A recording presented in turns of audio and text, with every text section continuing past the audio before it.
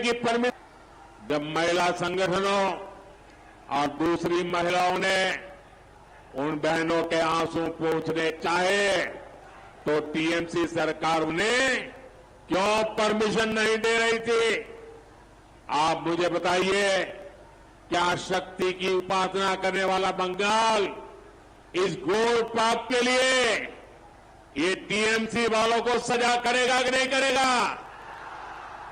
बड़ी से बड़ी सजा करेगा कि नहीं करेगा? इन्हें इस अपराध की सजा मिलनी चाहिए। सजा मिलनी चाहिए कि नहीं मिलनी चाहिए? साथियों, बंगाल के लोकप्रिय कवि सुकुमार रॉय ने कभी लिखा था, आरे छी छी राम राम, आरे छी छी राम राम, बोलो ना चोलचे जा जुआ चुई नेई तार तुलना।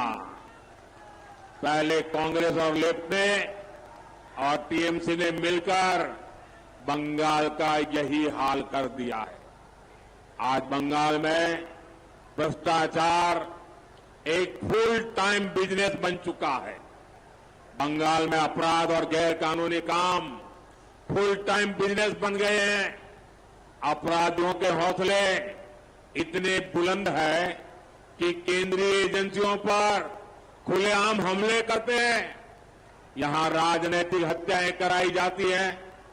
बंगाल का हर व्यक्ति ये बात कह रहा है, टीएमसी माने विश्वासघात, अवताचार।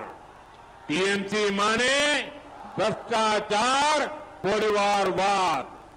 साथियों, मुझे विश्वास है आने वाली 26 अप्रैल की तारीख बंगाल के लिए एक और नव जागरण का काल उसकी तारीख बनने वाली है। 26 अप्रैल को आपको रायगंज लोकसभा के भाजपा प्रत्याशी श्री कार्तिक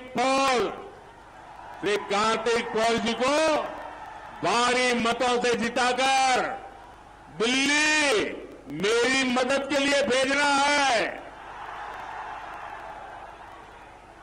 और इसके लिए आपको हर पोलिंग बूथ में जाएंगे, हर मतदाता को मिलेंगे, घर घर जाएंगे, पोलिंग बूथ जिताएंगे।